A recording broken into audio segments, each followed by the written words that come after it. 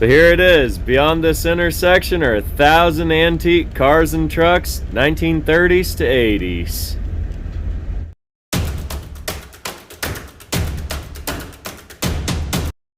I'm out here in Sidney, Nebraska today. This is right where Colorado and Nebraska and Wyoming kind of all come together out in the corner. This is an old World War II ammunition plant, and as you can see, it has been requisitioned, repurposed, whatever you want to call it, for a huge car and truck collection. This is by far largest collection I've ever filmed.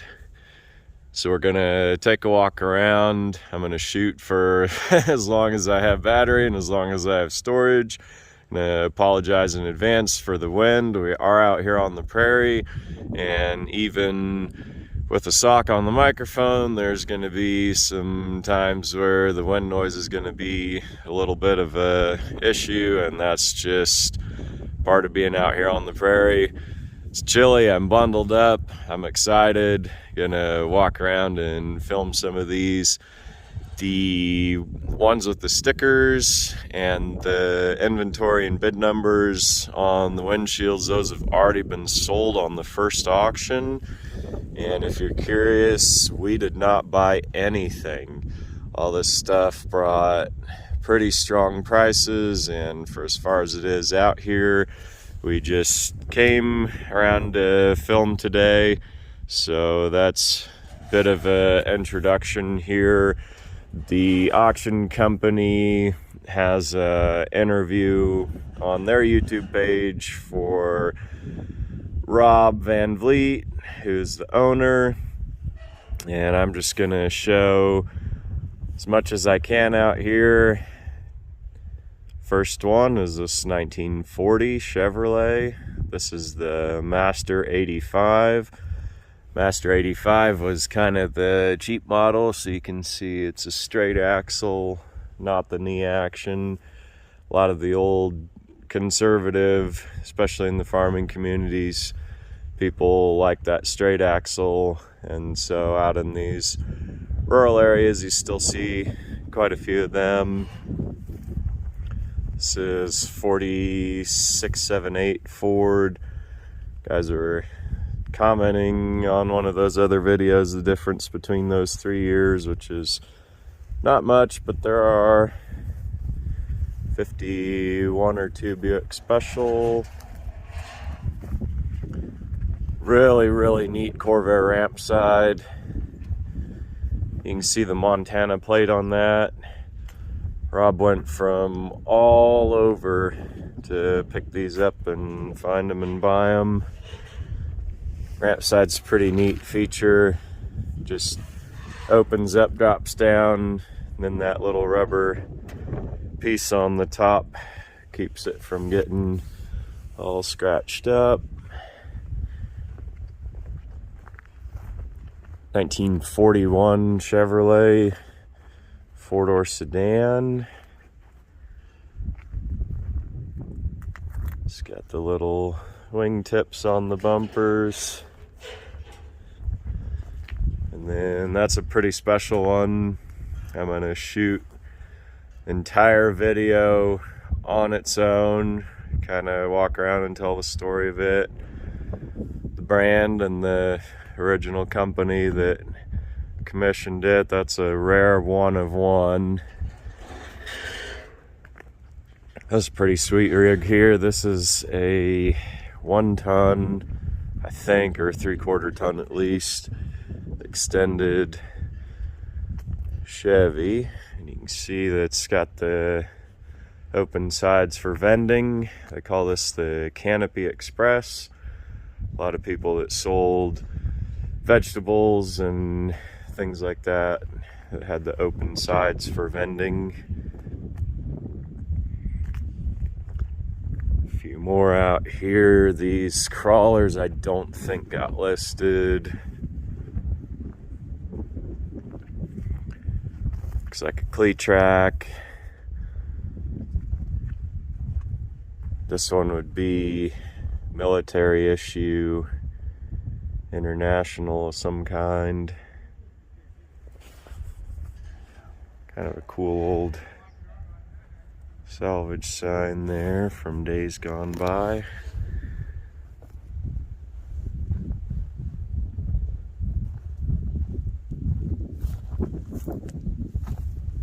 Teen 48 to 50 Ford panel truck. Really neat one here. This is a Rio Gold Comet fire truck.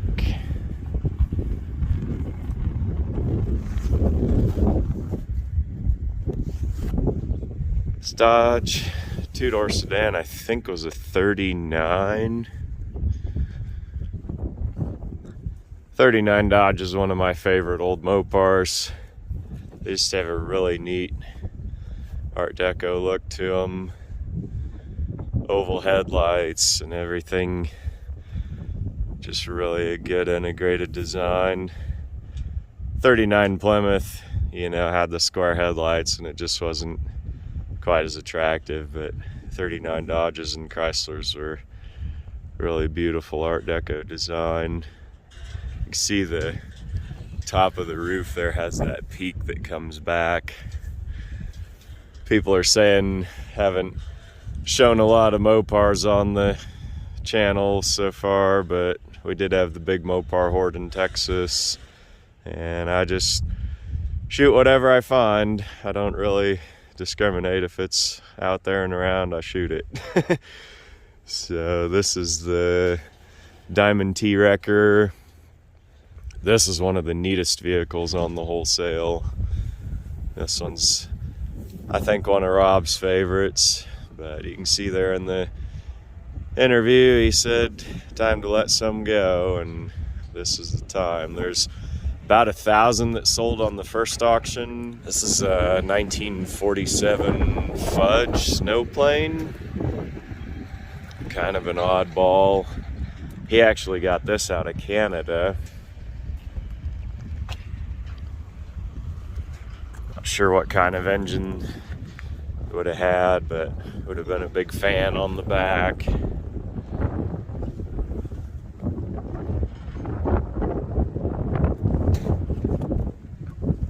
Interesting old relic for sure. And then possibly this is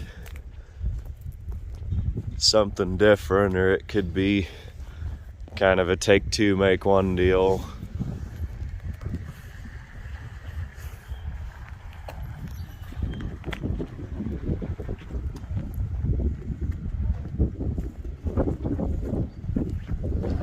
This little Dodge is pretty neat. 37 or 8. That thing came out of Minnesota. Pretty nice body for Minnesota, especially something that would have been used for work.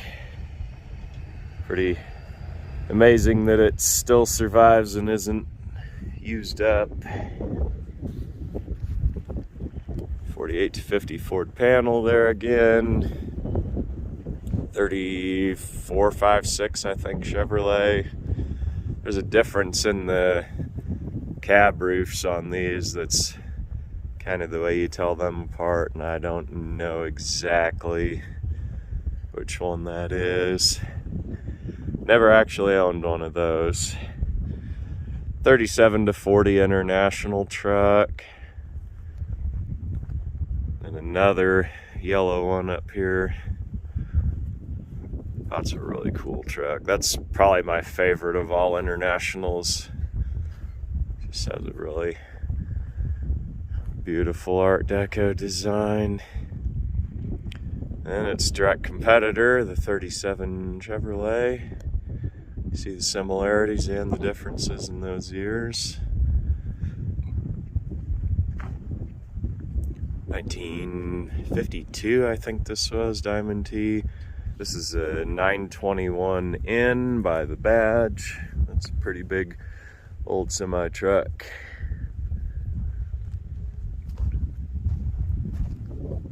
Team 41 to 6 GMC wrecker. And there's a couple these Fords 1938 or 39 with the oval grill. Some people really like this body design. Some people kind of think they're ugly. To me, they almost have a little bit of a British look to them more than an American look, but they're Detroit pieces for sure. It's kind of neat. Federal WPA tracks.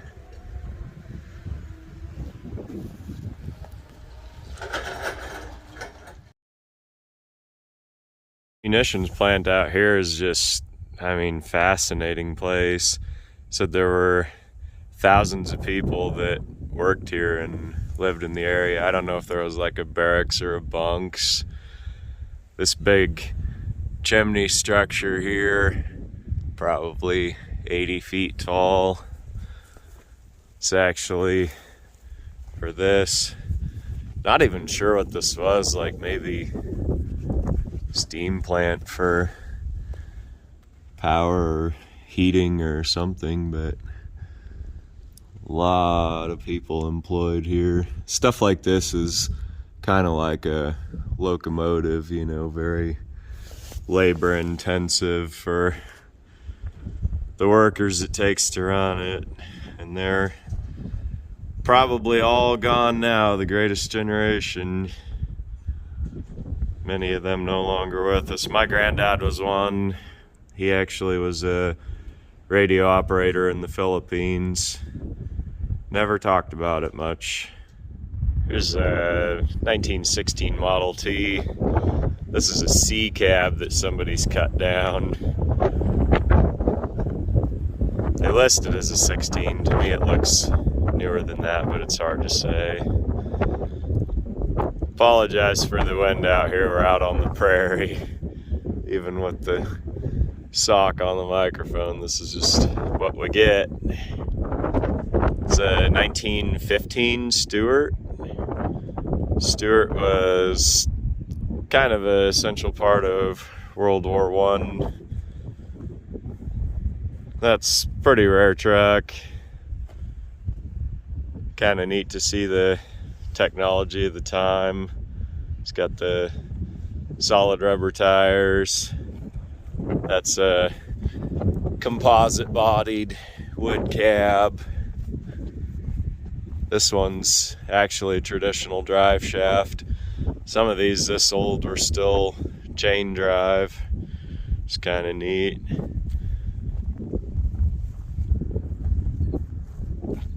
'57 Ford Ranchero. It's a 37 Chevrolet two-door. Can't remember what this was. Silver Crown.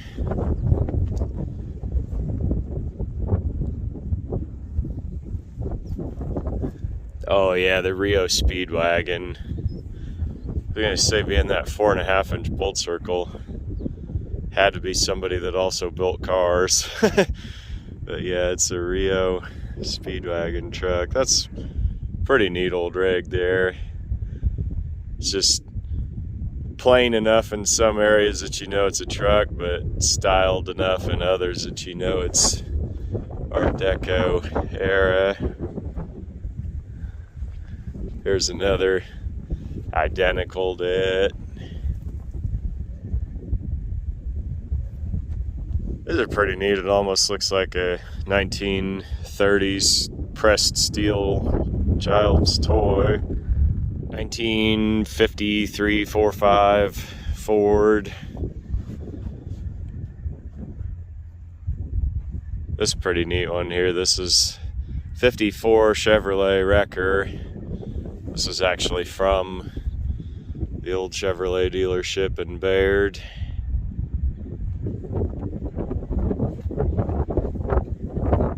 Incredible history one of those has.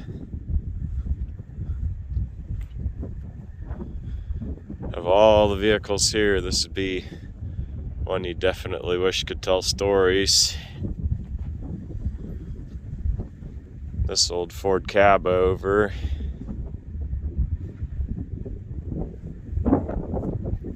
I think that'd be like 41 to 6.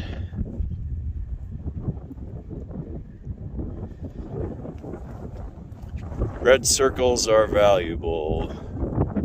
Gooch red circles. So that was probably feed truck delivery, maybe. Feed sacks or bulk. Hard to know without the bed on there. 1930s Studebaker Coupe Express.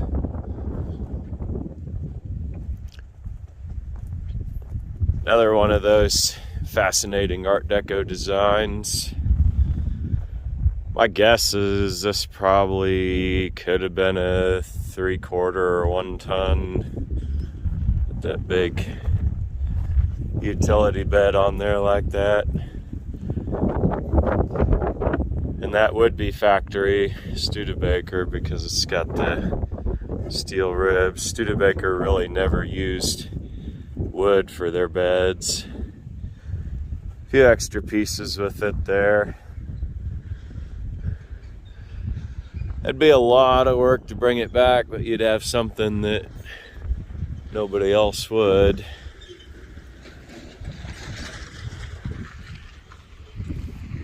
(1958) Chevrolet Yeoman. Yeoman would have been, pretty sure, the Delray series. So that's a 1 year only. Body style and trim level. Even though that was the cheapest model, you still see a lot of these with the two-tone. This is like a golden white. 55 Fairlane Victoria.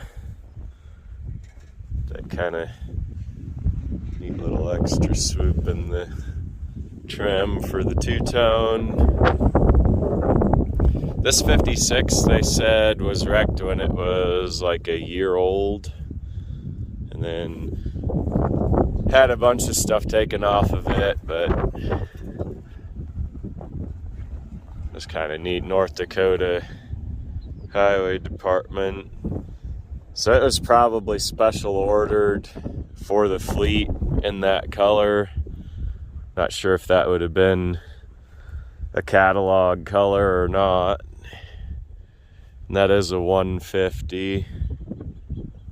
It's kind of a neat relic of its time. I would imagine they got the dash cluster so you can't see the mileage, but pretty solid underneath. It'd be interesting conversation piece or a lot of rust-free metal to cut on, save a rusty one. It's 51 or 2 Chevy sedan delivery. Another 51 delivery. This 48 Fleetline Aero sedan. That's a pretty desirable car. A lot of the California and Arizona and New Mexico guys really like these. It's a 1949 fastback.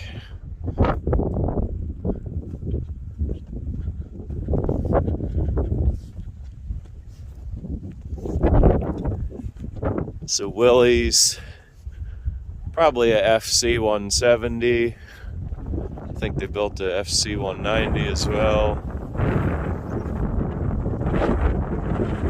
It's kind of a neat old truck. I always thought it'd be neat to take one of these and turn it into a station wagon or a bus or a delivery, but I don't have that kind of sheet metal skill.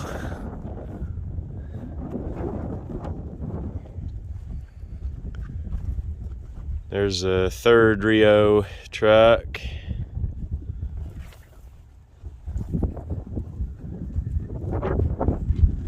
These ones were not in the first auction. Don't know if they're part of the permanent collection, but that's an old 41 to 48 Ford. These were just old cars. Like that car, when the kids bought it and stripped it out, they probably paid $10-15 for it at the time. There's another old Chevrolet, 3-window, probably 33 or 4. Watch the old Herbie movies. There's good footage of that dirt track action in there. Right at the beginning of the movie, about 10-15 minutes of it. And old white fuel tanker. I've always had a dream of finding a white truck cabin frame and custom building a garbage truck body with a big roll-up door on the back. It'd be a great swap meet rig. Not a lot of people keep fuel beds on these if they restore them, because it's not really something you can haul anything or do anything with. But I always respect the guys that do, to show exactly what the truck lived its life as.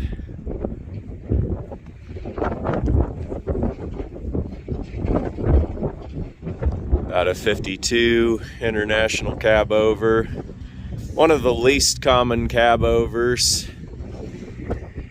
International and Dodge didn't sell too many, but you do have quite a few Chevys and Fords around.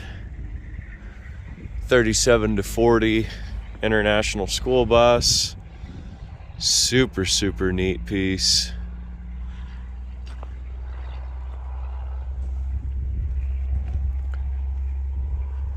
Be 58 or 9 GMC. That's called the low cab forward. Not quite a cab over, not quite a real truck. Just in the middle, and the low cab forward was the catalog name. They're all real trucks. Another low cab forward Chevrolet, so you can see the differences. That one with the smooth hood should be 55.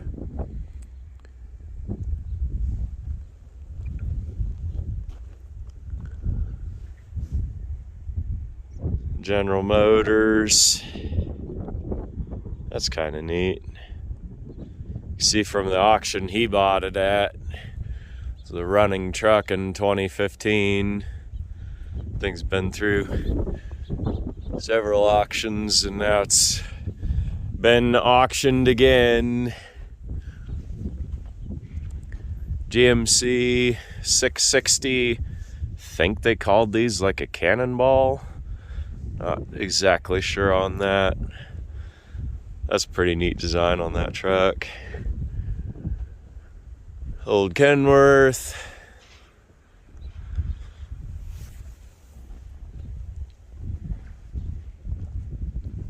Another, I think that's a 40 Ford. Cab over.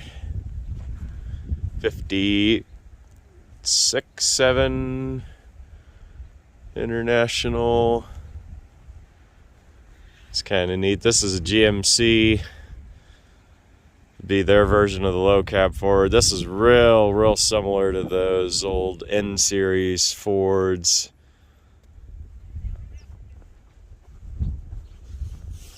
This one's got V12. You see in there, they're two V6s that are designed together with little 2-barrel carbs to feed them.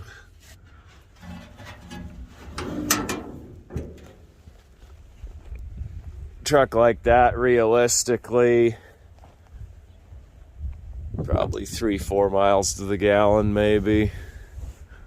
It's a huge weight and a huge displacement engine. Another 54 or 5, I think, Ford cab over. 48 to 50 cab over. And pretty neat old Mac.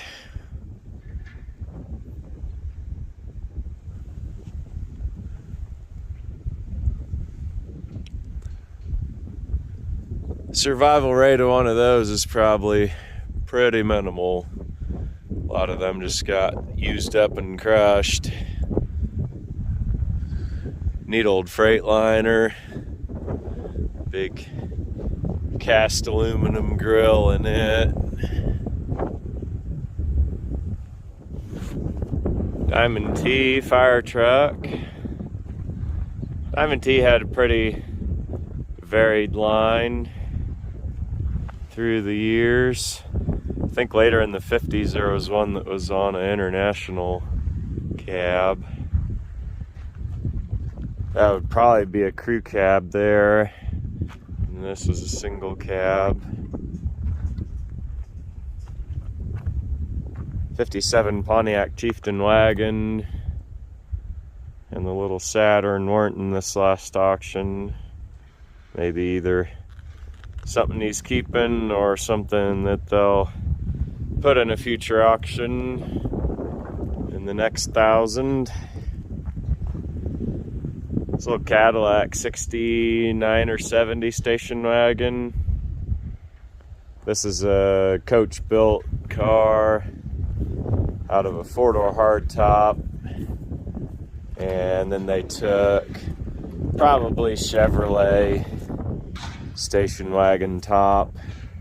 You can see where they grafted in there. They just kind of pounded it down and filled it, which underneath the vinyl top wasn't a big deal at the time, but a lot of that old body work now all need to be redone. See where they had to make the contour to fit the Chevrolet gate.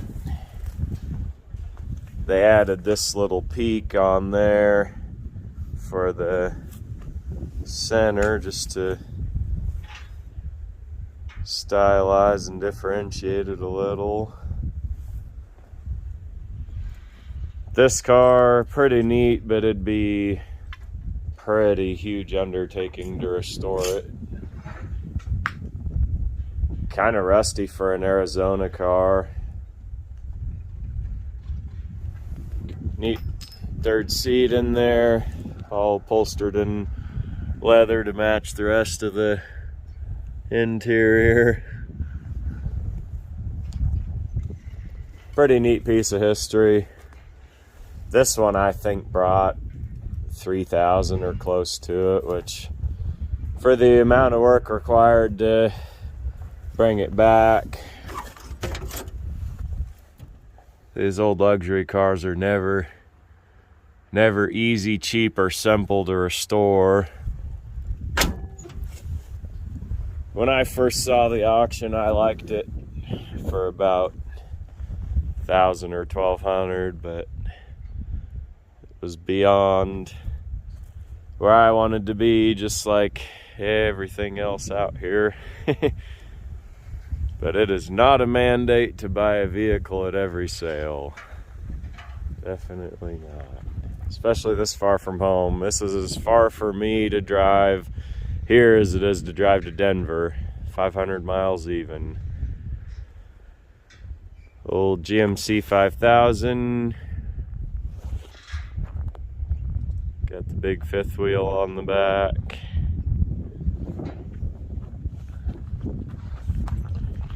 More Diamond T's here.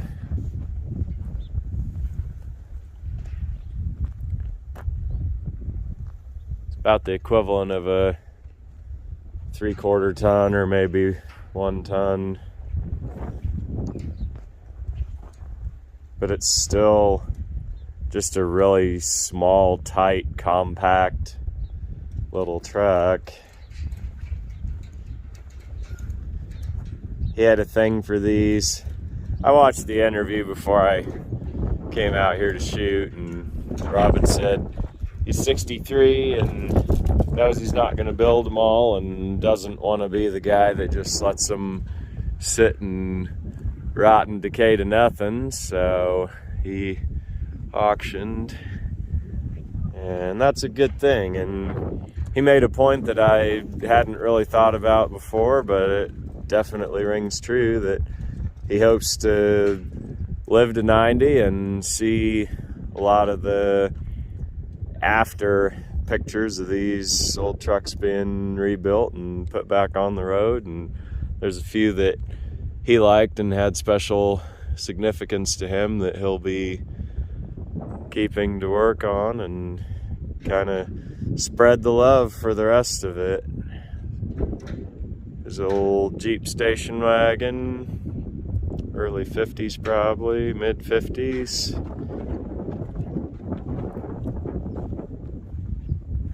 About a 77 Chevy half-ton four-wheel drive long bed. Even these 73 to 87 trucks, they all had strong interest on this auction.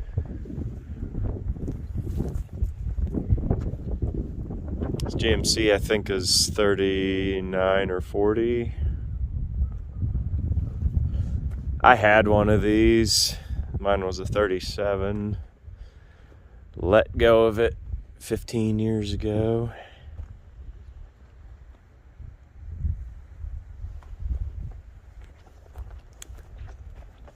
Ford Ranger's kind of an interesting little oddball. It's a diesel. They said it ran. It's really still pretty decent inside. It's got wear, but it's not totally ragged out. Show this little diesel engine in there.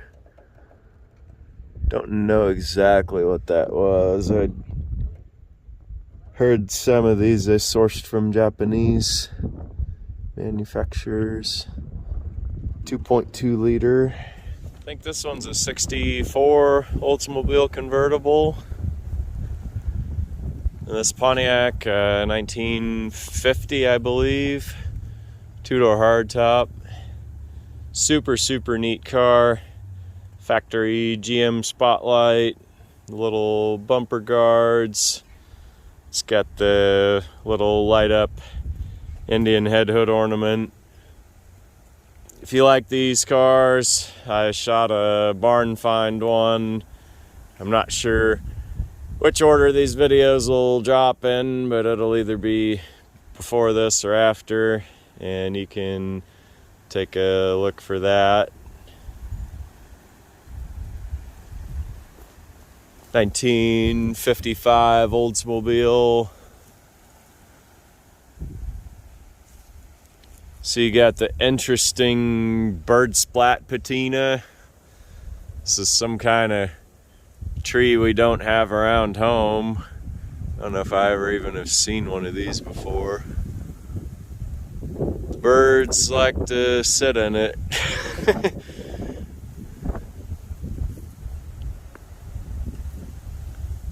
This Olds is a 50, I want to say. Futuramic 88.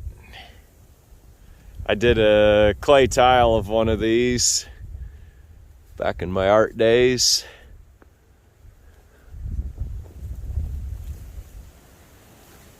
It's 1950 Chevrolet. Pretty plain conservative type of car. Be like Styline, I think was the name. Said little rubber gravel guards instead of the stainless steel ones. The rubber around the windshield instead of the stainless. Auction ended 2-3 days ago, and already you can see holes where some of the vehicles have been picked up.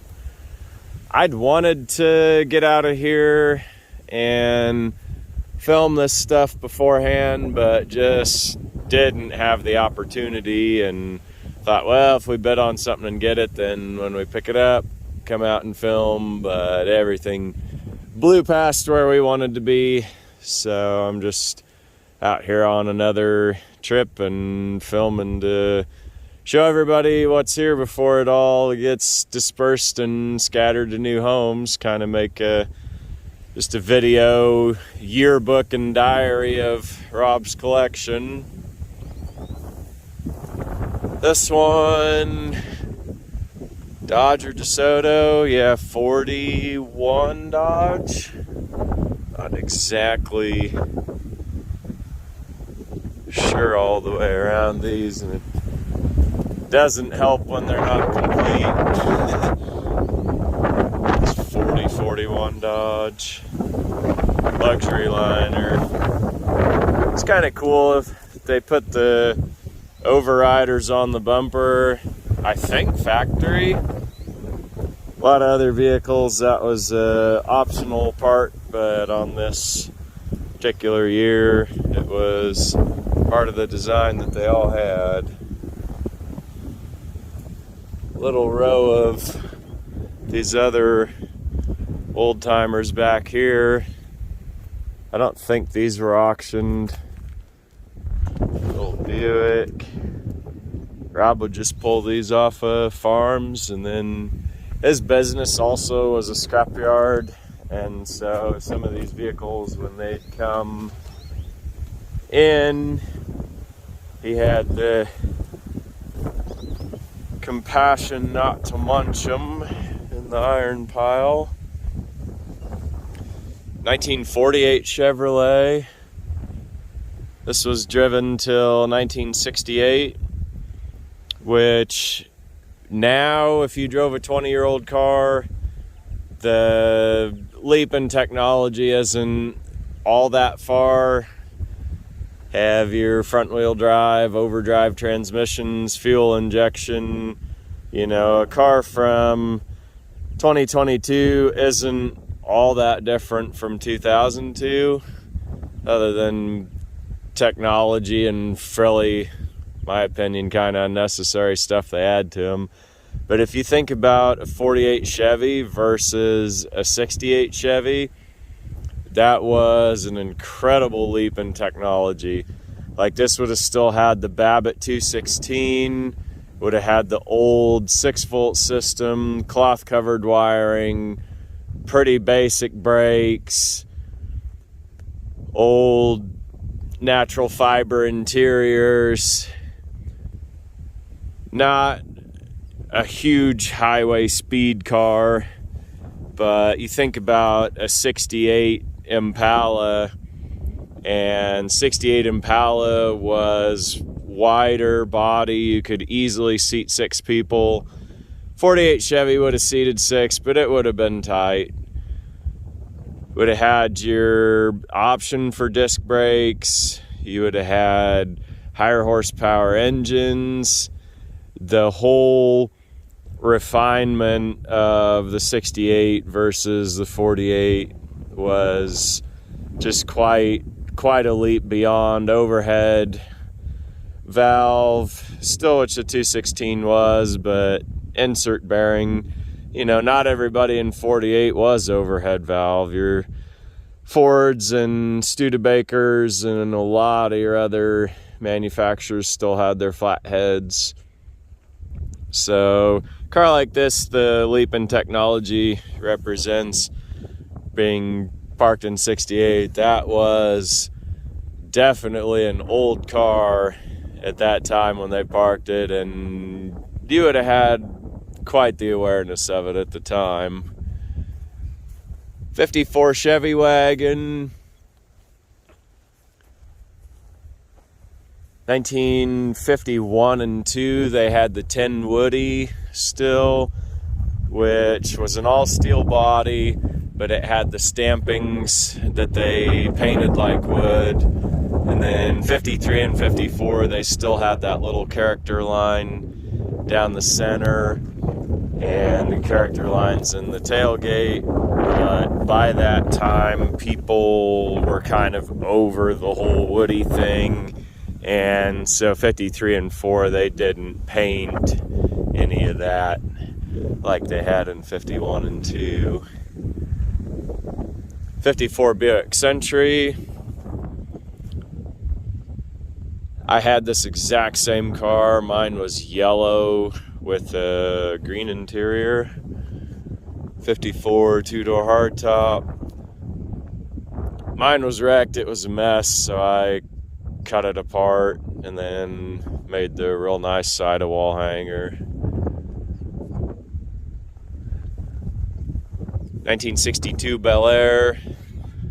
This one was kind of on my list. If it had been rust-free, I probably would have gone quite a bit on it, but needing quarters and everything, realistically, it's just pretty much a parts car at this point. Another identical 54 station wagon. And this guy here is a 53 sedan delivery. I built a model kit of one of these as a kid, and so I always have a little bit of a excitement every time I see one. 53 Bel Air, 4-door post, which they all were. Couldn't get a 4-door hardtop till 56. 1971, 72, long bed, 4-wheel drive, half-ton Buick K10. Sold in Casper, Wyoming.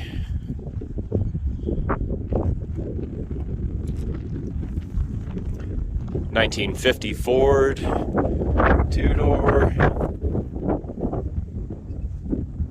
Over here, this is the remains of a Dodge. People call them Little Red Express, but the actual catalog name was Little Red Truck. This is a Ram Charger with the full top, which would have been probably the first year or two they were available, because in, I want to say 75 or 6 was the federal rollover standard. And then they had the half cab, so people that really want the purest early design on these and the Blazers, they look for the old full top models, and the full top models tend to bring the most. The collector market. This is a half-ton long bed, 1958, 59 Ford F100.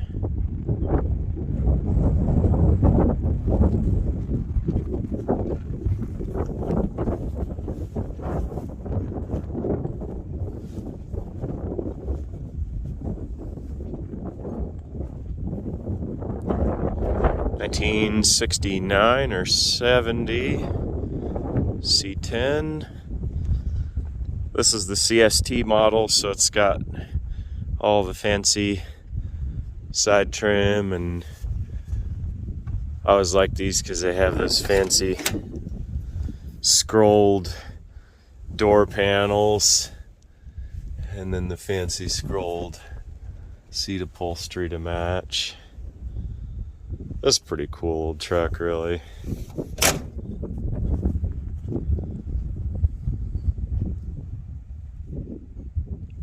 The 4 C10, the flatbed, another 69 or 70,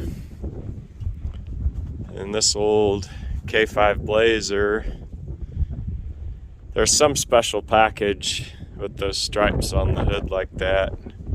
You can see this is the half cab, so this is like 77, 78 probably. 53 Buick 2-door hardtop. It's always kind of baffling to me how from about 49 through 54 Buick would totally change the body and Pontiac and Chevrolet. All new tooling, all new stamping for it to pretty much be almost indistinguishable for the year before. Just kind of seems bizarre, but that was the thinking at the time in the styling studios, so that's what they did. 1942 to 46 cab. No sticker, so that one wasn't sold in the auction. And this 40 Ford, could be 41. That one was sold. It's 38, 39. Another Diamond T back there. Another 40s, pretty tough shape. Chevelle was not sold in the auction. It's a 70. Pretty rusty car. Just depends out in this area, you know, wherever specific location you are. Some of this stuff's really good and some of it's just really pretty munched underneath. 63.4 Riviera. I think there are about 4 of those cars out here that they sold. And one's already been loaded up. That's why, even though didn't buy anything out here and didn't make it out here before the auction, it was kind of important just to film and show this stuff. 63 and 4 are almost identical, but there are a few little detail changes. One of those little detail changes is this trim here. 63, it came out longer and people would actually snag their clothes on it, and so on 64 they shortened it down. People had complained, which the type of people that probably drove Rivieras wore fancy clothes, and that sure, it would be pretty aggravating. International KB6. These were built from late 30s into the late 40s. This guy is a 58 or 9 Chevy 60. Got the V8 hood emblem. This one here probably deserves its own video, like the Seagram's Whiskey Bus. This is built on a 37 Chevrolet chassis, and that is just really rare truck, and not just rare for initial production, but for survival afterward as well. Come around and show the inside. Trying to be respectful about opening doors and hoods and stuff. Trying to touch these as little as possible. See the old, like they mounted the heater there. It's got the 37 gauges. It's kind of a neat little accessory rubber bladed fan that's just decayed all the way down. Mileage on this 89,000, which is probably the original. Most of these old vehicles of this era and this age, about 100,000 they were done, worn out. But check this out. Whatever little, who knows what it was, probably more than a set of keys. Every time that delivery driver got in this truck, right down on top of there, and Stuff like that, you know, these old work trucks still in their work clothes, warts and all. That's just a look that you can't duplicate, and seeing them unrestored like this, it looks olive drab green, but that's actually dark blue paint. That's just the way that it weathers down. 1957 Buick. 57 is a year that was kind of special to Rob. 57, 8, 9, somewhere in there. Studebaker Hawk. Showed a original complete running version of this out at the Fort Collins auction. Another one of these beautiful 37 to 40 Internationals. Another Riviera.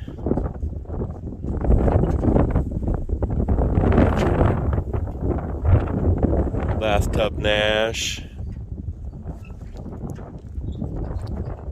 A lot of people probably weren't crazy over these when they were new, but they're really an iconic body style now, and especially the American Pickers store. They've got one sitting out there, which I think is, any of that little stuff helps these gain interest and gain recognition and awareness, and helps with their collectability. 61 or 60 maybe Mercury Comet, which is actually not a Mercury Comet yet.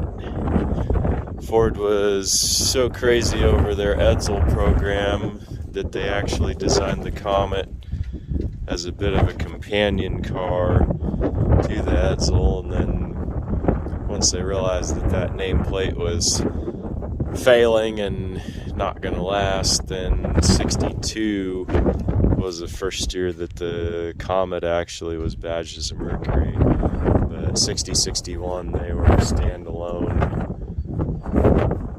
body style, and so they actually kept a lot of Edsel parts bin parts just for visual recognition. Like those are 59 Edsel marker lights in the bumper, and then or dash cluster is borrowed from the 59 Edsel, as well as the dash knobs, and then the emblems themselves. I'm trying to find, yeah, so you see your C there for Comet is actually the same shape as the Edsel E. So that was their integrated design marketing strategy for these cars. 65 Mustang, 4-lug, 6-cylinder. In the little 62 MG. I remember seeing old National Geographic ads for these and thinking, you know, that's kind of a cute little unique body style. Attractive car in the red. That'd be a fun one to unleash a buffer on. I don't think I've actually ever seen one of these in person. It's a pretty neat car.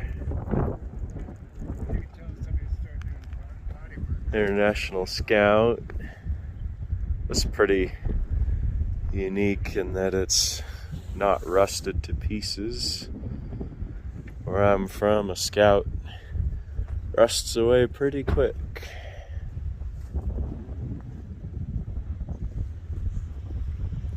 70, 71, four-wheel drive, 3/4 ton.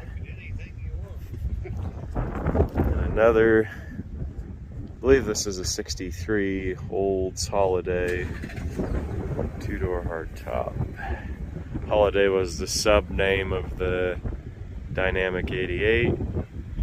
That Holiday name carried through for a lot of years. It popped up again in the 80s on the Cutlass Sierras.